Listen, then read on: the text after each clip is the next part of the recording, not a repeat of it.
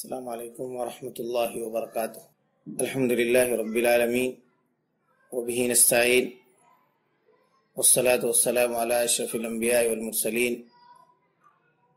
اما بعد فإن خیر الحدیث کتاب اللہ وخیر الہدی ہدی محمد صلی اللہ علیہ وسلم وشر الامور محدثاتها وكل محدثة بدعة وكل بدعة ضلالة وكل ضلالة في النار۔ وقال الله تبارك وتعالى في كلامه المجيد والفرقان الحميد: أعوذ بالله من الشيطان الرجيم، بسم الله الرحمن الرحيم، يا أيها الذين آمنوا كتب عليكم الصيام كما كتب على الذين من قبلكم لعلكم تتقون۔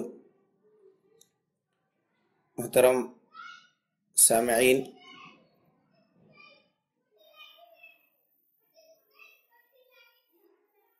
اہل مومن پر ایک مبارک مہینہ، مبارک ایام سایہ فگن ہونے جا رہا ہے۔ رمضان المبارک کے بابرکت مہینے میں ہم لوگ داخل ہو رہے ہیں، اس لیے آج کے درس میں رمضان المبارک سے متعلق چند چیزوں کو سمجھنے کی کوشش کریں گے۔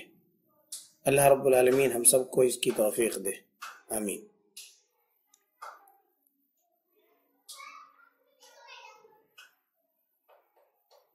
سب سے پہلے ہم یہ سمجھتے ہیں کہ روزہ کس کو کہتے ہیں۔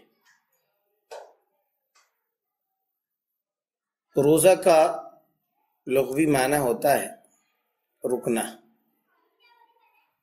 روزہ کو عربی میں صوم کہتے ہیں، یعنی روزہ لفظ صوم کا ترجمہ ہے، اور صوم کہتے ہیں کسی چیز کو ترک کر دینا یا چھوڑ دینا یا کسی چیز سے رک جانا۔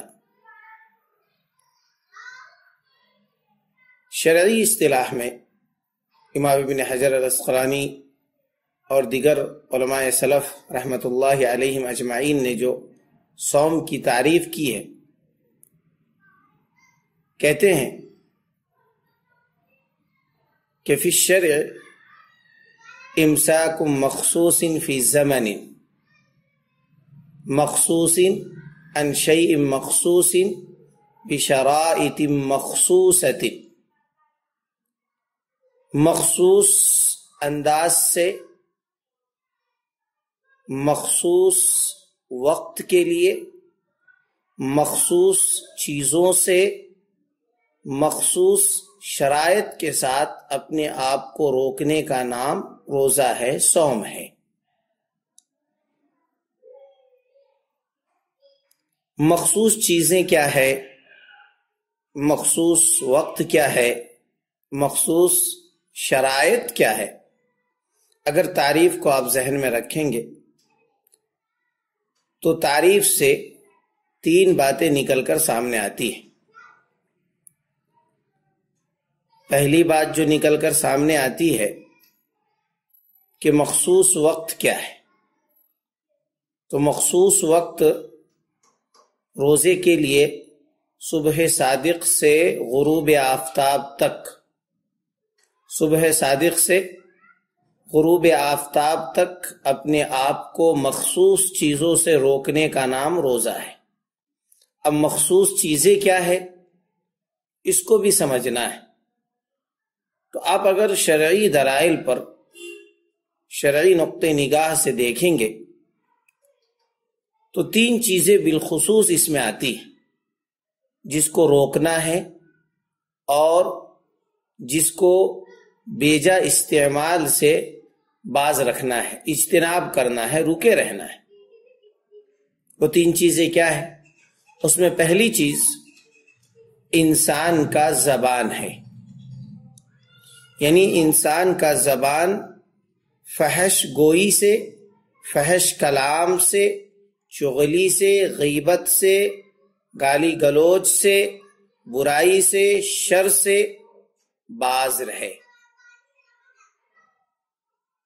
یعنی زبان سے کوئی فحش کلام نہ کرے، زبان سے کسی کو گالی نہ دے، زبان سے کوئی بری بات نہ کہے۔ نبی محترم صلی اللہ علیہ وسلم نے ارشاد فرمایا کہ من لم يدع قول الزور والعمل به فليس لله حاجة في أن يدع طعامه وشرابه، رواہ الامام البخاری فی صحیح من حدیث ابی ہریرہ رضی اللہ تعالی عنہ۔ نبی محترم صلی اللہ علیہ وسلم نے ارشاد فرمایا کہ جو شخص زبان سے جھوٹ بولے اور جھوٹ پر عمل کرے، چغلی کرے، غیبت کرے، گالی گلوچ کرے، فحش کلام کرے، تو اللہ رب العالمین کو ایسے شخص کی کوئی ضرورت نہیں ہے کہ وہ شخص اپنا کھانا پینا چھوڑ دے۔ تو یہ حدیث ہمیں بتاتی ہے کہ انسان کا اپنے زبان کو قابو میں رکھنا ایک روزہ ہے۔ جیسے کہ جب اللہ رب العالمین نے حضرت مریم علیہ السلام کو عیسیٰ علیہ السلام سے نوازا، اور حضرت مریم علیہ السلام نے کہا کہ جب ہم اپنے قوم میں جائیں گے، اس بچے کو لے کر جائیں گے، لوگ ہم سے سوال کریں گے تو کیا کہیں گے؟ تو کیا حضرت اللہ رب العالمین نے جواب دیا کہ اے مریم تم کہہ دینا کہ انی نذرت للرحمن صوما، کہ آج میں نے رحمان کے لیے نظر کی روزے رکھی ہیں، ہم نے روزہ رکھ لیا ہے رحمان کے نظر کے لیے، یعنی رحمان کی نظر پورا کرنے کے لیے ہم نے روزہ رکھ لیا ہے۔ یہاں پر جو روزہ ہے یہاں پر کھانے پینے یا دیگر چیزوں سے رکنے کے لیے استعمال نہیں ہوا ہے، کیونکہ حضرت مریم علیہ السلام کو اللہ رب العالمین نے کہا کہ جب تم اپنے قوم میں جانا اور یہ سوال کرے تو یہ کہہ دینا کہ انی نذرت للرحمن صوما فلن اکلم اليوم انسیا، کہ آج میں کسی بھی انسان سے بات نہیں کروں گی۔ تو اپنے زبان کو روکنا، بالخصوص برائی سے، شر کی باتوں سے، چغلی سے، غیبت سے، جھوٹ سے، اپنی زبان کو قابو میں رکھنا ایک چیز ہے۔ دوسری چیز ہے لذات، یعنی خواہشات۔ خواہشات میں بالخصوص بیوی سے ہمبستری سے رکے رہنا، صبح صادق سے لے کر غروب آفتاب تک، یعنی طلوع فجر سے لے کر غروب آفتاب تک بیوی سے ہمبستری نہیں کرنا۔ اللہ رب العالمین نے قرآن مجید کے اندر فرمایا احل لکم لیلۃ الصیام الرفث الی نسائکم ہن لباس لکم وانتم لباس لہن، تمہارے لیے حلال ہے کہ روزے کی راتوں میں تم اپنی بیوی سے ہمبستری کر لیا کرو۔ رفث کہتے ہیں اہل لغت کے نزدیک ہمبستری کو، خواہشات نفسانی کو پورا کرنا۔